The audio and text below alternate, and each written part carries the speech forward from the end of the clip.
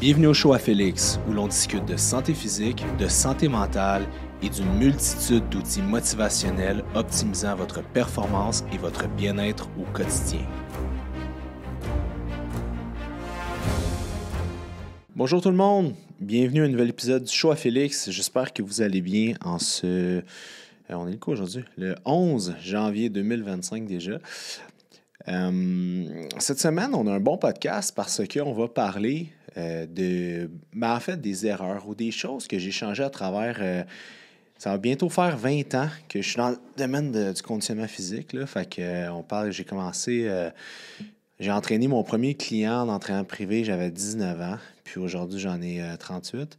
Fait que, 19 ans de carrière, it's been a while, puis il y a beaucoup de choses qui ont changé selon moi à travers les années. Fait qu'aujourd'hui, je vais essayer de faire un recap un peu d'année en année, en partant du tout début jusqu'à la toute fin. Je vais essayer de puiser dans mes ressources, je vais essayer de puiser aussi dans mes souvenirs pour vous guider à travers ça. Fait que ça va être un long processus, une belle aventure. Fait que j'espère que vous allez me suivre tout au long du podcast. Et n'oubliez pas, si vous m'écoutez sur YouTube, très important de laisser un petit cœur, un petit j'aime, un petit pouce. Vous êtes beaucoup à l'écouter, mais vous n'êtes pas tous abonnés à la chaîne, donc abonnez-vous. Il y a beaucoup de belles choses pour 2025 qui s'en viennent sur YouTube. On veut augmenter un petit peu les conseils, même peut-être des entraînements à la maison que je vais mettre sur YouTube. Bref, abonnez-vous, ça vaut la peine. Et laissez des commentaires, que ce soit ici, sur Spotify. C'est toujours intéressant d'avoir une rétroaction de vous, parce que je veux pas... Moi, je parle à un téléphone cellulaire pendant une trentaine de minutes. Fait que des fois, ça peut être un peu dull, de ne pas être en contact avec des humains, puis de ne pas avoir de feedback. Fait que c'est mon petit plaisir, c'est d'aller vous lire par la suite pour voir un peu ce que vous en pensez et tout ça. Fait que voilà tout.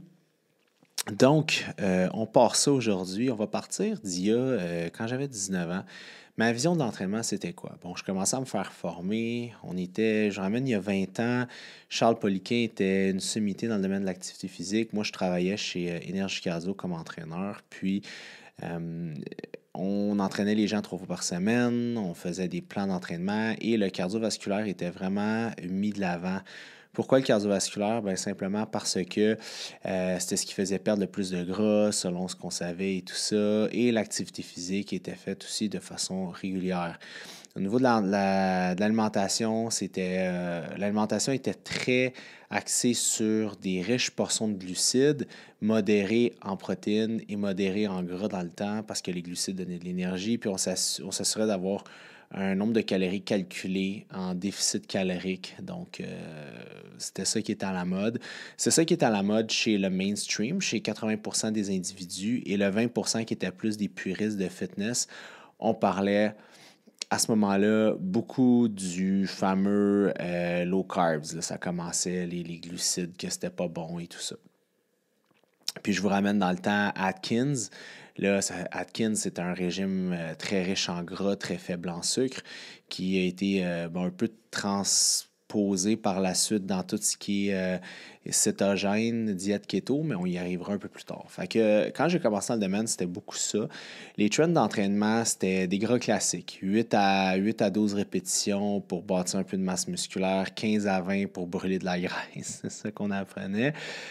Puis là, c'est ça, je vous ramène en 2000, c'est ça, il y a 20 ans. Fait que ça a été la première chose que j'ai commencé à comprendre dans le domaine de l'entraînement. Fait que là, on appliquait ça avec des clients et tout ça. Et rapidement, je me suis pris un coach parce que j'avais 19-20 ans, je voulais, prendre la masse musculaire, transformer mon physique et tout ça. J'avais travaillé avec un finissant de kinésiologie dans le temps, puis par la suite, je suis allé voir un bodybuilder, un culturiste qui travaillait au Pro Gym à Montréal. Et lorsque j'étais allé le voir, ça faisait un bon bout de temps que je mangeais beaucoup, que je m'entraînais. Puis là, il a commencé à me dire, OK, on va te faire leaner. T'sais. Là, j'étais comme à 19% de gras dans ce temps-là.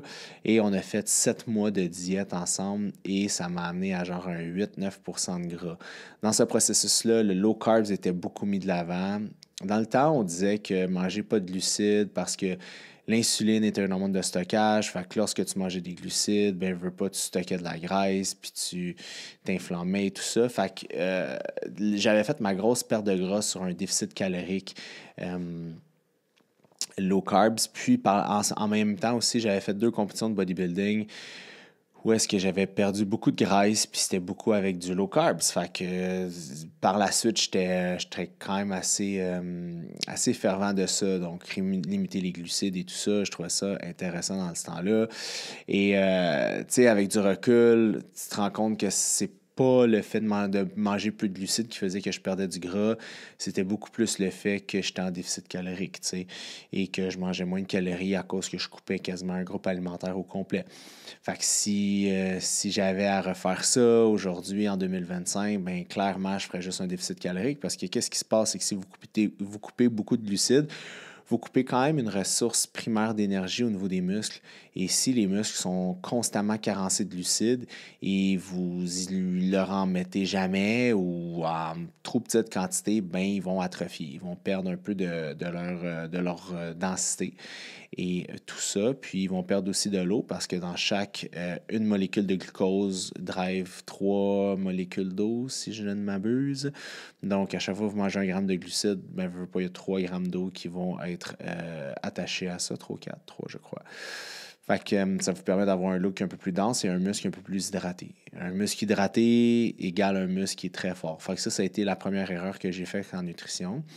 Puis là, on fast forward, là, je ne vous compterai pas toute ma vie des dernières années professionnelles, mais bon, là, j'ai travaillé, ça, après, je faisais de la vente d'entraînement privé. J'ai fait ça pendant 3 ans.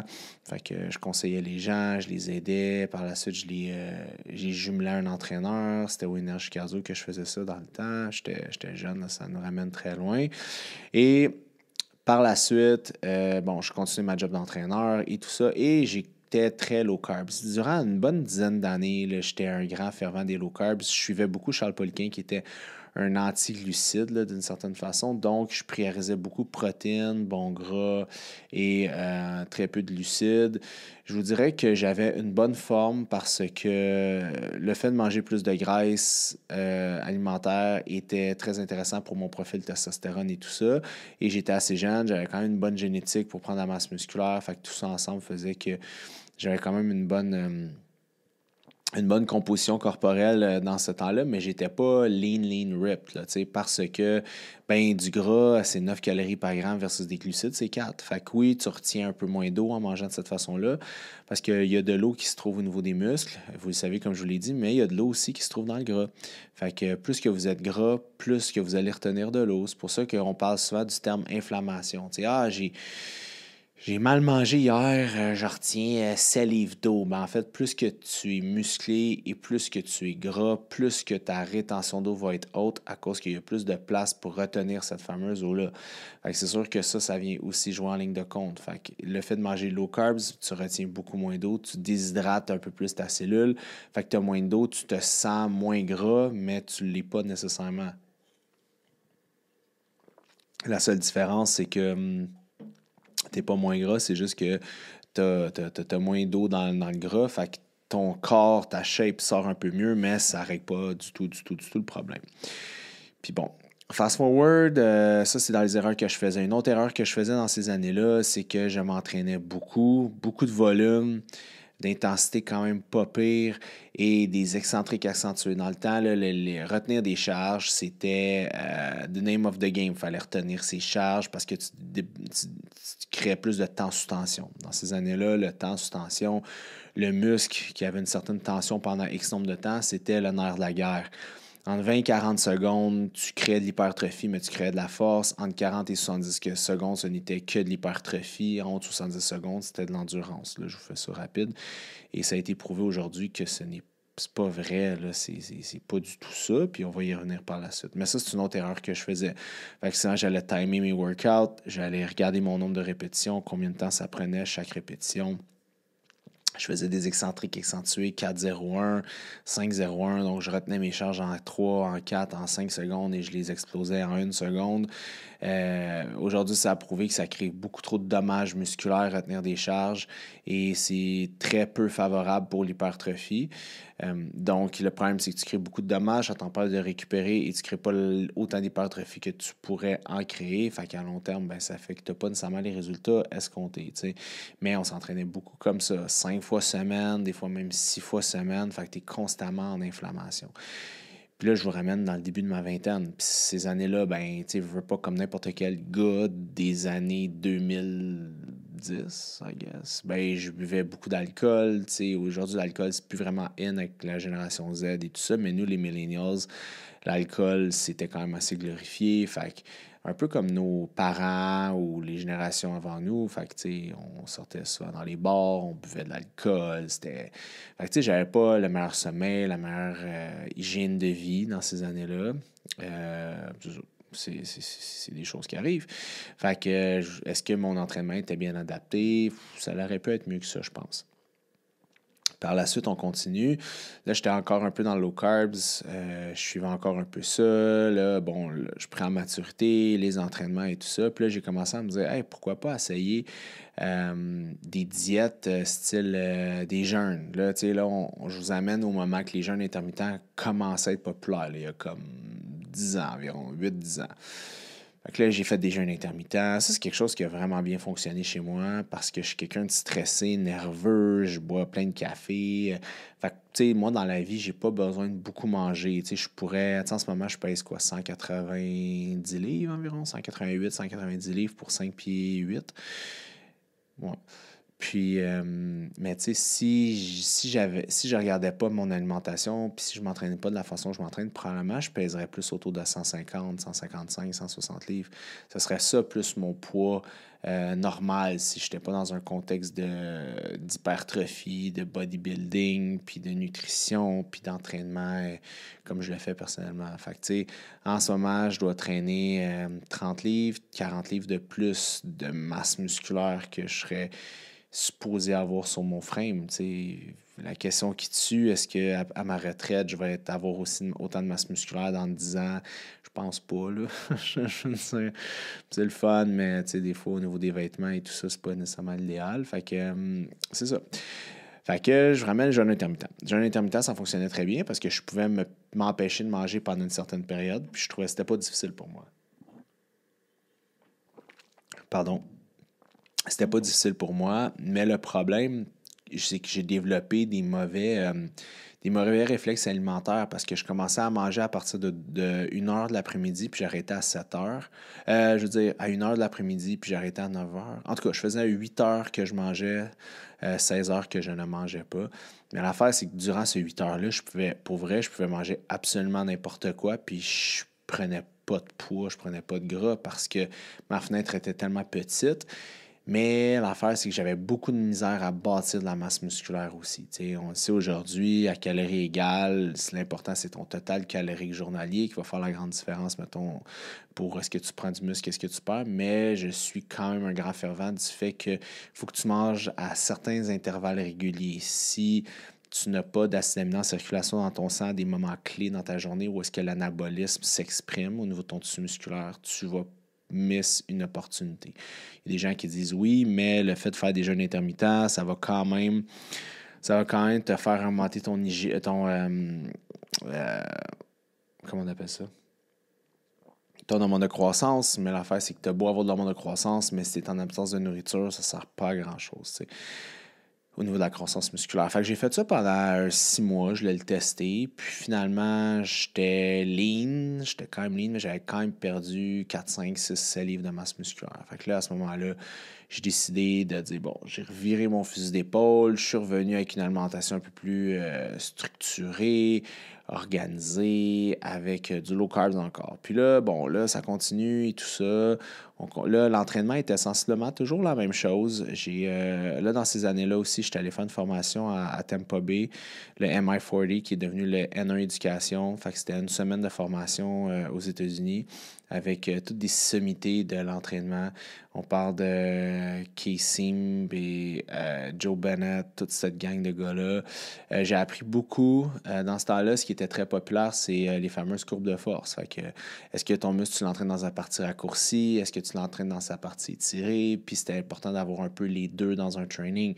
Fait que, dans le fond, pour vous expliquer un peu comment ça fonctionne, c'est que quand tu t'entraînes, est-ce que la tension que tu ressens, donc, est-ce que le moment où est-ce que ton muscle doit générer le plus de force, est-ce que c'est quand il est étiré ou est-ce que c'est un moment qui est raccourci, que le muscle est raccourci? Je vais donner un exemple vraiment facile à comprendre. Un bench press, ou un fly, ben, le moment où est-ce que votre pectoral travaille le plus dans la partie étirée, versus, mettons, un pec deck ou des poulies qui sont mis en avant, il va travailler plus dans sa partie raccourcie. Fait à quel moment le muscle travaille plus?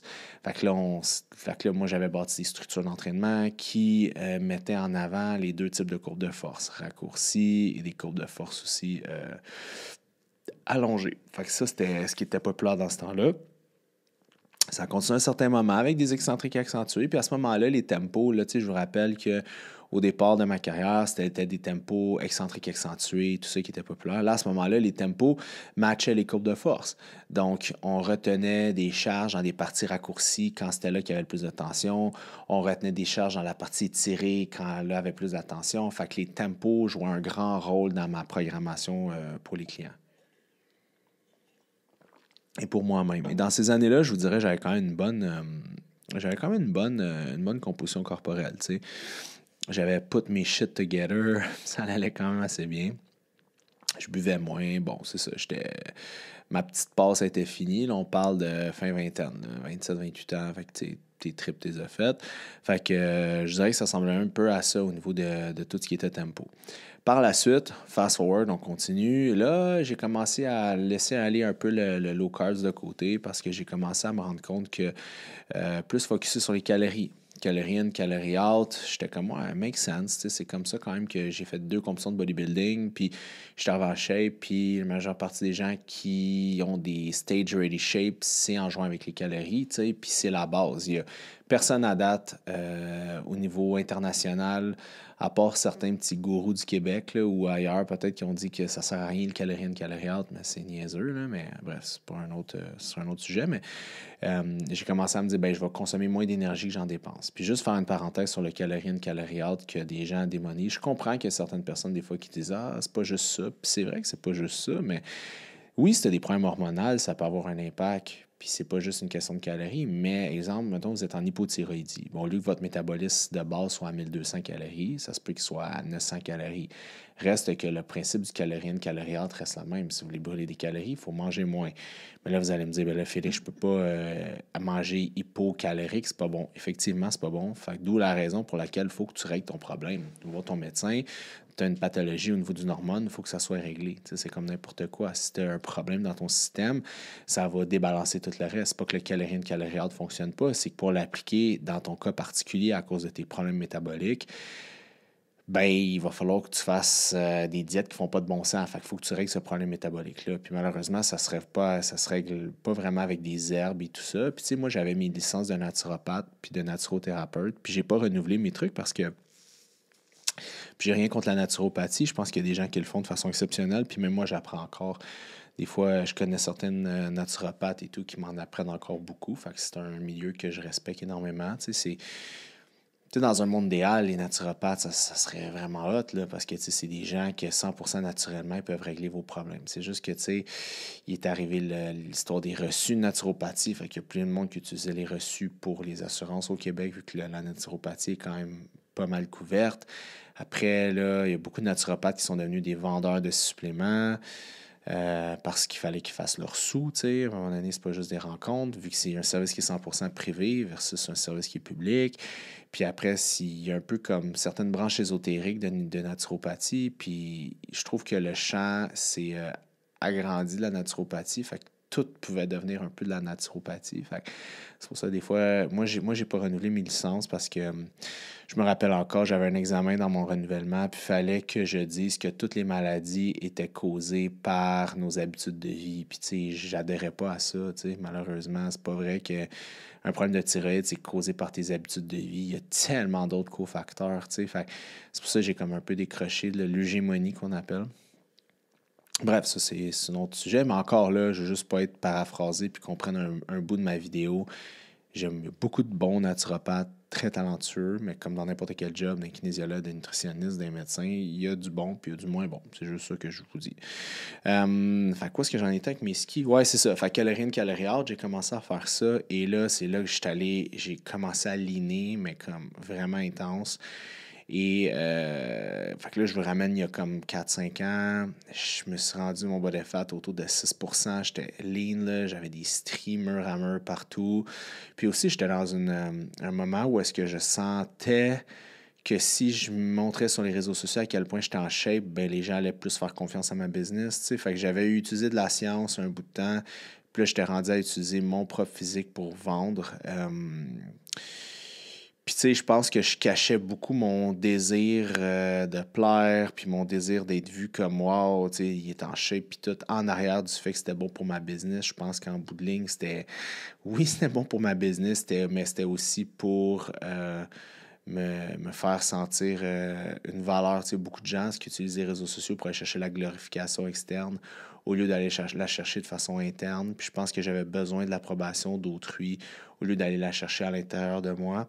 Puis malheureusement, c'est le problème de, je pense, plusieurs créateurs ou influenceurs ou même beaucoup d'humains en général, que souvent on a besoin des facteurs externes pour nous dire qu'on est beau, qu'on est bon, qu'on a du talent. T'sais. Fait que j'étais un peu dans ce cercle-là. Puis là, je ne ferai pas des parallèles avec tout ce qui est psychologie en même temps. Là. Mais ouais, c'est ça. Fait que là, j'ai utilisé Calorie Calorie, ça marchait vraiment bien. T'sais. C'est juste que j'étais rendu à un certain point, j'étais tellement mince, maigre. J'avais tellement plus de graisse que j'avais tout le temps faim. J'avais constamment faim.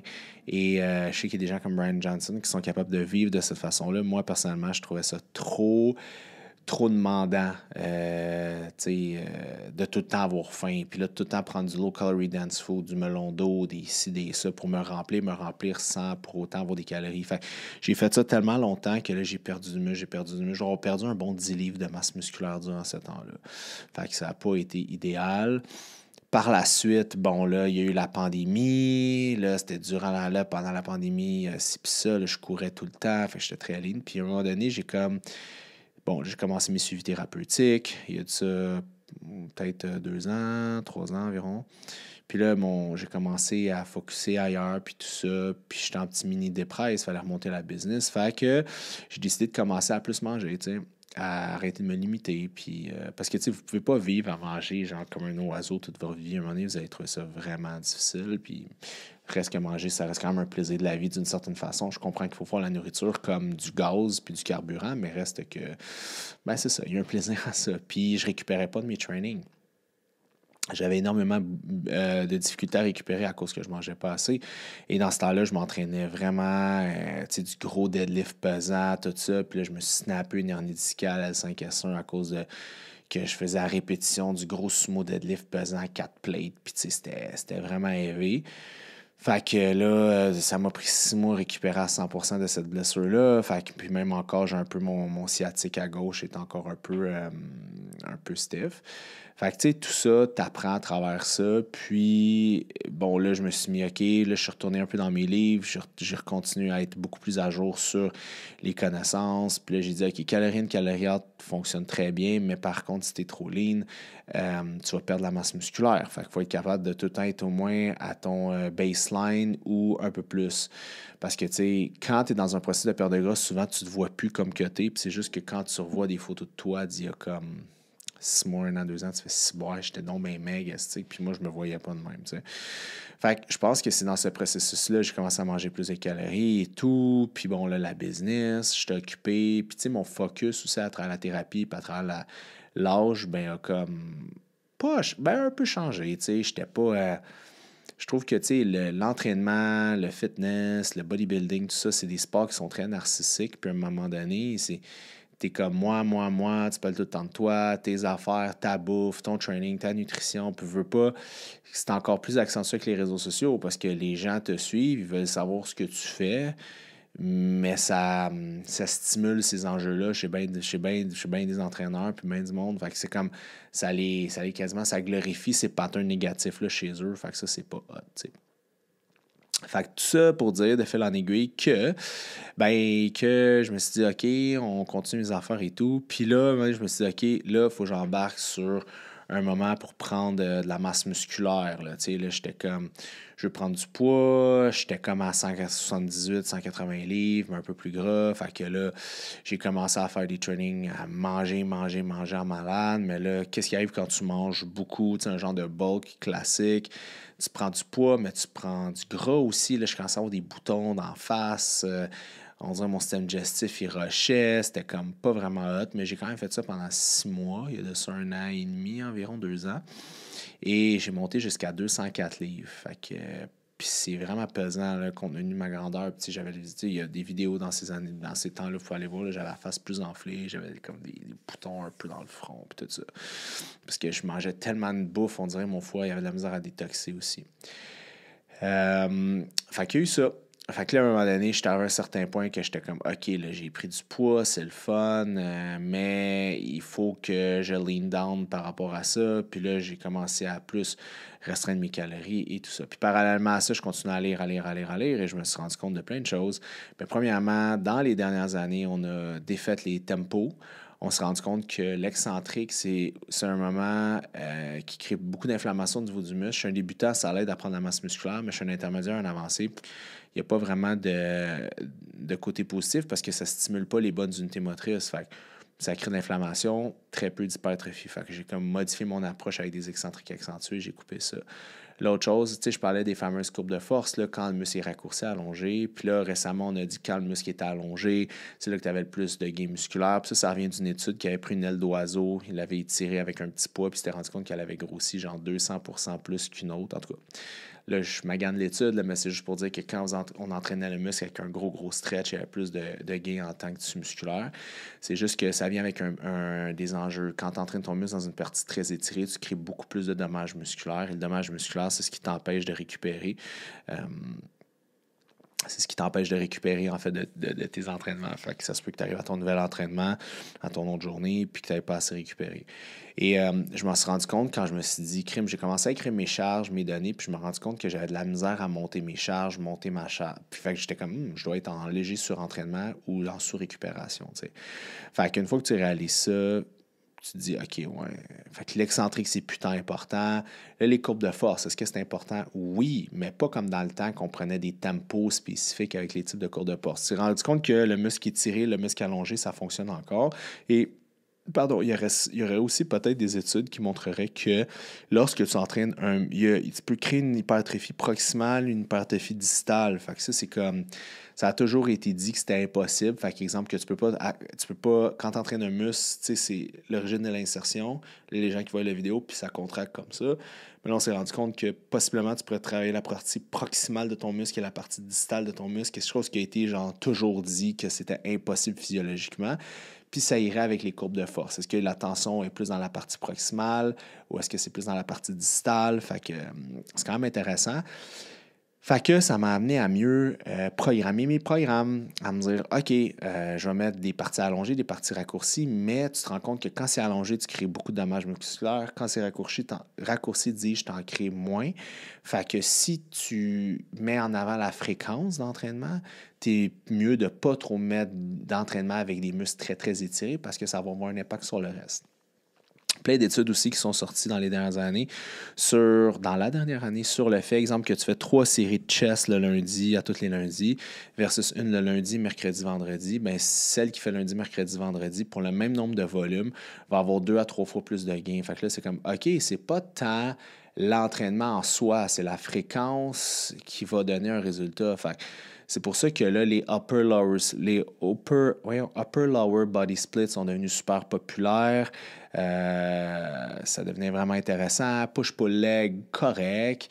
Puis, qu'est-ce qui est vraiment le fun, c'est les full body. Puis là, je viens de sortir mon volume 2. C'est ça que je fais, moi, présentement. C'est que tu jauges ton volume, tu le mets sur 3 fois par semaine sur certains muscles, puis il y en a d'autres que tu laisses de côté. Je donne un exemple. Mettons, moi, j'ai modifié mon push-pull-leg, j'ai modifié le full body pour moi, personnellement. Parce que moi, ce que je vais augmenter sur mon corps, c'est mes épaules puis mon dos. C'est ça, c'est mes 2 points faibles. Fait que j'ai mis 10 séries de dos et 10 séries d'épaules divisées par 3 en 3 jours. Fait que, mettons, 3,5 séries à chaque jour. Fait que qu'est-ce qui arrive? Ben, c'est que ça fait que je peux matcher mon volume. Je suis un débutant, on parle entre 10 et 15 sets par semaine, qui est l'idéal. Puis je suis un avancé, on parle entre 12 et 27, mettons. Fait que moi, j'étais à comme 10, 11 sets par semaine de mes groupes musculaires que je veux vraiment mettre de l'avant.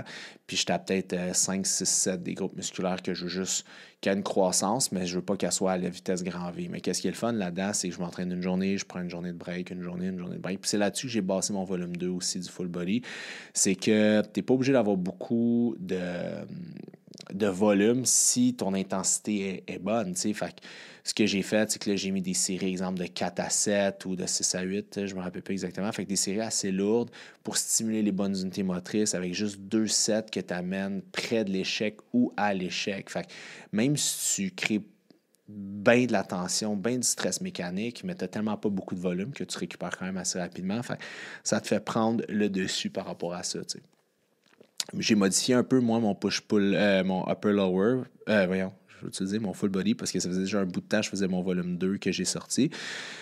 Fait que sur mon prochain, là, je suis en train de tester les fameux back-off sets. Parce que si on suit à la littérature, une autre chose que je faisais avant, je faisais des super sets, des drop sets, des cluster sets, toutes des techniques d'intensification. On s'est rendu compte que les résultats, les gains avec des techniques d'intensification n'étaient pas plus intéressantes que des straight sets. Mais j'ai dit, OK, c'est bon, mais comment je peux... Parce que la meilleure façon de s'entraîner, selon moi, c'est bien pesant, pas loin de l'échec ou à l'échec, souvent dans ta semaine avec peu de volume à chaque fois, en faisant une surcharge progressive, que ce soit en entraînement, fait que tu rajoutes une répétition ou en charge. Le problème de ça, c'est que tu vas à un moment donné, tu vas te ramasser les avant-bras pétés, les coudes, les genoux, les épaules. C'est très rushant pour les tendons parce que les tendons, laissez-moi une seconde. Les tendons récupèrent moins vite que les muscles en tant que tels. Fait que ça se peut que tu crées de l'inflammation à cause du dommage qui reste plus longtemps. Puis là, tu peux exacerber des douleurs puis créer des problèmes à ce niveau-là. Fait que là, je suis en train de tester un set à l'échec, très pesant, puis un back-off set. Exemple, là, en ce moment, ce que je fais, c'est que je vais faire un set à 4 à 7 reps, RM, max. Puis après, je prends mon 2-3 minutes de break, puis je m'en vais faire un 9 à 12 en back-off set. T'sais. Fait que de cette façon-là, tu restes dans de l'hypertrophie. Parce que l'hypertrophie, c'est de se rendre à l'échec. Tu as 2 sets, ce qui n'est pas la fin du monde, mais c'est moins rushant pour tes tendons et tes ligaments. T'sais. Fait que je suis en train de tester ça pour voir pour mon volume 3 puis même mon upper-lower split que je vais sortir le mois prochain. Fait que je suis toujours en train de faire des tests, puis lire, puis appliquer, puis ces choses. Fait que c'est pas mal ça qui a changé, tu sais, à travers les 20 années de coaching. Je me suis rendu compte de, les tempos, c'est pas tant important, la partie concentrique est très importante. 2, je me suis rendu compte que la fréquence est plus importante mettons, le volume, si le volume est matché ou pas loin d'eux. 3, la force. Les entraînements avec des répétitions de force, c'est pas juste si tu veux prendre la force, c'est pour prendre l'hypertrophie. La différence entre un entraînement de force et un entraînement d'hypertrophie, c'est que quand tu t'entraînes en force, tu n'atteins jamais l'échec musculaire et tu travailles sur des mouvements spécifiques à la force, tandis qu'en hypertrophie, tu peux frapper l'échec musculaire, puis tu travailles des exercices plus souvent qu'autrement isolatoires. Une autre chose qui a changé aussi au niveau de l'entraînement, c'est... là, ça, c'est pour ça. Maintenant, pour la nutrition, comme je vous dis, c'est que l'équilibre reste la clé. Il ne faut pas couper de groupe alimentaire. Chaque macronutriment a sa raison d'être. Le gras est 9 calories versus les glucides 4 calories. Fait que plus souvent qu'autrement, je veux quand même matcher un 25 à 30 % de gras total dans la diète pour que les hormones aillent bien. Mais le reste, c'est protéines et glucides. Protéines en bonne quantité aussi versus il y a 20 ans. Protéines étaient comme moi, mais bof. Le protéine, c'est très intéressant d'en manger puis d'en manger beaucoup. Et c'est un petit peu ça. Maintenant, au niveau de la supplémentation, qu'est-ce qui a changé? Tellement de choses. Je pourrais faire un podcast là-dessus au complet, mais je vous dirais que ce qui a beaucoup changé, c'est des cycles. Hein? La créatine, là, quand j'étais jeune, quand j'étais au cégep, là, c'était quasiment comme des stéroïdes anabolisants. C'était comme la créatine, tu avais quasiment peur de dire aux gens que tu en prenais, mais c'est un des suppléments les plus testés au monde, les plus safe au monde. Puis là, récemment, il y a des nouvelles études qui ont montré que c'est très bon pour la cognition, pour plein de choses. Mais tu sais, les études nous amènent à 0,35 grammes de créatine par kilo. Un gars de 190 livres, là, on parle de 32 grammes de créatine. Écoute, si je prends 32 grammes de créatine, je vais, excusez-moi le terme, là, je m'excuse les hommes sensibles, là, mais je vais me chier les culottes, OK? Je vous garantis. Fait que c'est pas encore 100% bien vu, mais bref, la créatine, c'est quand même un bon dos. Inquiétez-vous pas, prenez 5 grammes, vous n'aurez pas trop d'inconforts intestinaux, à moins que vous ayez des intolérances, mais bref. Fait que la créatine, toujours important. On a parlé aussi au début, c'était des EAA qui étaient vraiment importants. Et vous pouvez vous croire qu'il y a 20 ans, là, les EAA, ça commençait. Là, on est rendu à des. Je veux dire, les BCAA, ça commençait. Il n'y avait même pas de saveur. Je vais vous raconter un épisode un peu gros. Je m'entraînais avec mon ami Sam, puis il fallait prendre du BCA pendant nos trainings. Mais tu sais, c'était du BCA qui n'avait pas de saveur. Ça goûtait le soufre. Là, j'exagère, mais ça se mélangeait pas, ça flottait sur le dessus. C'était dégueulasse. Puis ça m'est déjà arrivé, puis j'avais comme un 20 grammes à prendre pendant mes trainings. Fait qu'au milieu de mon workout, j'allais me prendre mes EA dans ma bouche. Je prenais de l'eau, puis ça m'est déjà arrivé de ressortir les EAA, les BCA, parce que ça coûtait trop dégueulasse dans une poubelle. Fait que, tu sais, j'en ai vécu des affaires dans le domaine du fitness. T'sais. Mais bref, après les EAA qui sont arrivés, qui sont plus intéressants. Et moi, maintenant, je suis un plus grand fervent de prendre carrément des protéines durant l'entraînement musculaire. Qu'est-ce qui se passe durant votre entraînement musculaire? C'est que c'est pas très. Il n'y a pas une très grande dette cardiovasculaire. Fait que même si vous mangez un petit quelque chose, à la part des grosses crampes, tout ça, surtout si c'est une nutrition qui est liquide. Fait que moi, je trouve ça plus intéressant de prendre des protéines durant l'entraînement avec un glucide et d'avoir une meilleure nutrition péri-training de cette façon-là. Comme ça, vous ne vous cassez pas la tête sur avant, après, pendant, quoi manger. Une autre chose au niveau de la supplémentation, les électrolytes, c'était pas populaire avant, puis c'est devenu très populaire dans les dernières années parce que les gens sont constamment déshydratés, ils ne boivent pas d'eau, ils boivent du café, qui est un diurétique, mais en même temps qui va quand même vous hydrater, mais c'est qu'on ne consomme pas vraiment de la bonne affaire. T'sais. Fait que ça aussi, c'est quelque chose qui a été mis de l'avant. Supplémentation, j'ai toujours été quand même un grand fervent de supplémentation, surtout des trucs pour dormir. Je suis un grand anxieux, je suis un gars qui se pose 42 millions de questions, qui se remet tout le temps en doute, puis j'étais 1000 fois pire avant de consulter en thérapie, puis avant de prendre la médication comme des antidépresseurs. Fait que j'étais abonné à toutes les suppléments pour dormir. Fait que j'ai étudié là-dedans, je les ai connus. Fait que c'est un petit peu ça, tu sais. Fait que je vous dirais, c'est pas mal ça qui a changé au niveau de la supplémentation. Puis il y a plein d'affaires qui sont arrivées sur le marché. Est-ce que c'est des. Mais tu sais, je vous dirais, ce qui marchait il y a 20 ans reste encore pertinent aujourd'hui. On parle d'oméga 3, de multivitamines, créatine, vitamine D. Tu sais, des classiques, là, des choses qui sont encore à la mode, à la mode, encore populaires encore aujourd'hui. Fait que je vous dirais, c'est un peu ça les erreurs que j'ai faites dans mes 20 dernières carrières au niveau de l'entraînement, mais je pense que c'est pas nécessairement des erreurs, c'est juste que ça a évolué.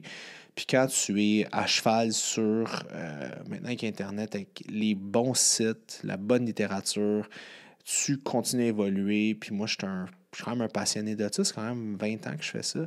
Et j'ose croire que je suis encore très à jour. Donc, c'est un petit peu ça. C'est pour ça que quand je vois des entraîneuses ou des entraîneurs qui disent des choses qui se rapportent à ce que je faisais il y a 15 ans, je suis comme, tu sais, moi, c'est des erreurs que j'ai faites. Fait, ça me trigger parce que je me dis, crime, tu sais, ça a été prouvé que c'est faux. Puis il y a des gens souvent qui vont continuer à le faire puis qui n'auront pas de résultat. Fait que c'est pour ça que je me dis, oui, il y a 15 ans, c'était la norme parce qu'on était certain que c'était ça qui fonctionnait. Puis là, les choses ont évolué, tu sais. Mais il n'y a pas eu de retour du balancier. Il n'y a pas quelque chose qu'on a fait il y a vraiment longtemps que finalement on est revenu et on a dit, you know what, on faisait la bonne affaire, on pensait qu'on avait tort. Fait que, tu sais, on évolue. C'est pas comme la mode. La mode, c'est un cycle, tu sais. Ce qui était populaire dans les années 80, ça vient des années 2000. Ce qui était populaire dans les années 2000, ça vient des années 2020. Tu sais, tout un cycle dans la mode.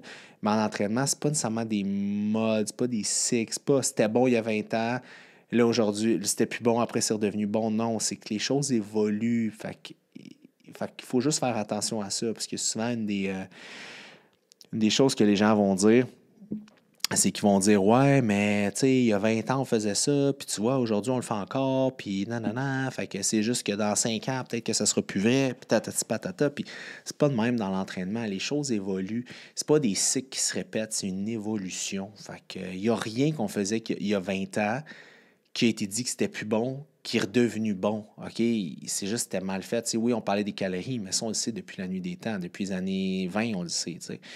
Fait que, voilà tout. Fait que j'espère que vous avez aimé ce petit retour en arrière. J'espère que ça vous a aiguillé aussi sur des erreurs à faire, à ne pas faire. Si vous voulez des plans d'entraînement qui sont vraiment solides, qui sont basés sur mon travail constant de mon cerveau, allez directement sur la boutique en ligne fdfitness.ca. Vous pouvez aller vous procurer le programme de votre choix. Le Full Body Volume 2 est sorti hier, puis j'en suis pas mal fier. Il y a plein de belles choses qui s'en viennent dans les prochains mois. Donc, voilà tout. Sur ce, je vous souhaite une super belle journée. N'oubliez pas le petit pouce, le petit commentaire ou partager dans vos stories Instagram. C'est vraiment, vraiment apprécié. Et on se dit à la semaine prochaine.